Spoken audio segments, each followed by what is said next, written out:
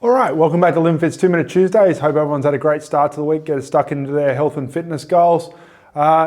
Interesting question this week. It was from Damien, who asked, with all these trends around health at the moment, which ones are the ones that resonate with me and which are the ones which could potentially give people the most return on their investment? So let's put 2 minutes on the clock, see what we can come up with.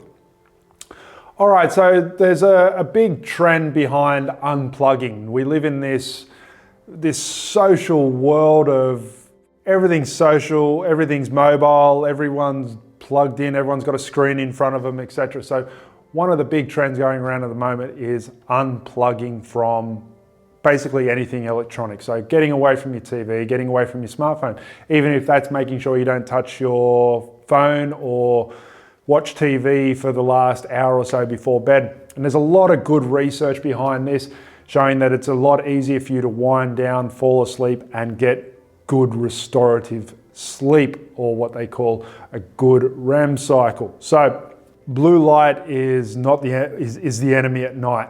All right, so blue light basically reminds your brain that it's sunlight outside, so your body will produce glucocorticoids or stress hormones to keep you awake. So eliminating blue light, screens, unplugging, as they would say, is one of the best things that you can do, especially in the evening, to improve your health, which will overflow into the next one, which is number 2, sleep improvement, or putting sleep as a priority. So we know that the average individual is sleeping about 1,000 hours less per year than we were 100 years ago.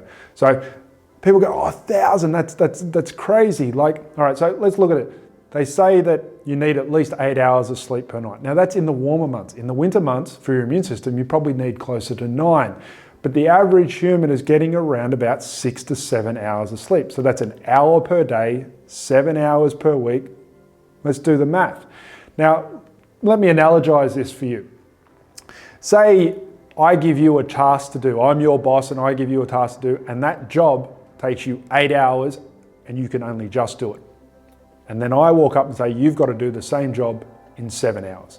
Do you think you can do the same job in 7 hours to the same quality that you were delivering in 8 hours and you were struggling to get it done in the 8 hours originally? Sure, you can cut corners, but do you want to be cutting corners every single day? So that's my analogy for making sure that you put sleep as a priority. And of course, this has overflow back into the first one, which is unplugging. To wind yourself down, to get yourself ready for sleep, we want to eliminate blue light. We want to eliminate Wi-Fi fields, electromagnetic fields, etc. So make sleep priority. At the end of the day, you have to sleep anyway. You might as well get the most out of it. Just like with food and nutrition, you have to eat anyway, so you might as well eat good food. All right, so let's get into the third one, which is getting out in nature. So hikes, coastal walks, or what is known as forest bathing.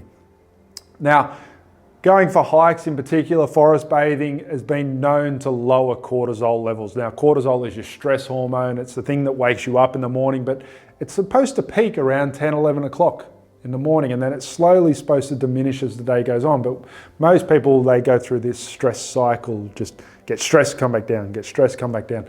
And even though the human body thrives on intermittent stress, it doesn't like stress levels to be high all the time. And in today's day and age, bills to be paid, spending more than we earn, etc., keeps our stress levels high. So bringing our stress levels down is of paramount importance in terms of health. So the research shows that getting out in nature, going for hikes or forest bathing, as they say, has a huge impact on not only improving one's happiness and joy, but also lowering cortisol levels. All right, and the last but not least, we all heard of dry July. Everyone waits till July to take a month off alcohol. Why don't we just try and limit alcohol altogether? I'm not saying go alcohol free all the time, but do it for extended periods of time. Think of it almost like intermittent fasting, except just with alcohol. All right, so we know that lowering alcohol will have a huge impact on estrogen levels in the body. So alcohol makes the body highly estrogenic, so it lowers testosterone. We also know that alcohol affects sleep. So if you're drinking alcohol, you're not going to get the same sleep quality as if someone who is not drinking alcohol. On top of that, we also know that those who consume alcohol tend to consume more calories or find it harder to lose weight. Now, whether this is the alcohol or it's the foods that people consume while they're drinking alcohol is still up for debate, still part of the research. But yes, alcohol is the simplest form of sugar. It's metabolized as a carbohydrate. So without segueing too much, if we are consuming alcohol with meals, that's basically our carbohydrate intake. But that all set aside, limiting alcohol or going alcohol free for periods of time will have huge impacts on your health. All right, so they are my 4 probably best bang for your buck fitness, health trends, shall we say, that are out there. 2 Minute Tuesday's done and dusted. Don't think we stuck to 2 minutes, but must have been pretty close. But I hope you got a lot out of this. If you did, please give it a thumbs up, and we'll see you next week for 2 Minute Tuesdays. Thank you.